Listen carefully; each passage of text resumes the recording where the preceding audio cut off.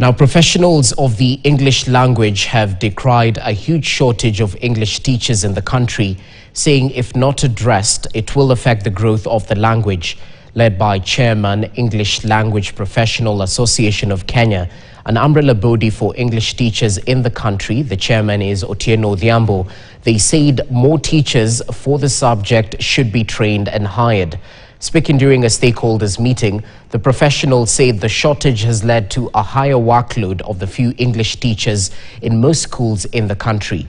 Odhiambo said English being an important language in the country and a compulsory subject in the curriculum, it should be given priority in hiring of highly trained teachers.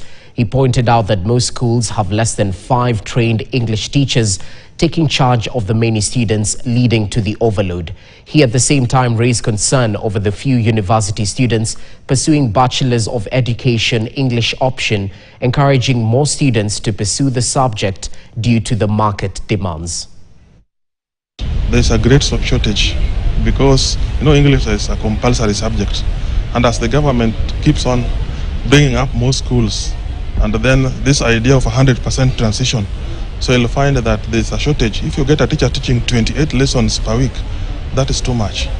Yeah, so there's a great challenge of teachers, and we think more teachers should be trained. Teachers of English also, they don't have, after college, they don't have quite a lot of exposure on how to develop professionally. But English being what it is, and being dynamic as it is important that artificial intelligence be used in terms of collating the different dialects, because I'm sure when I speak and some other person speak, you can pick that dialect is not the same.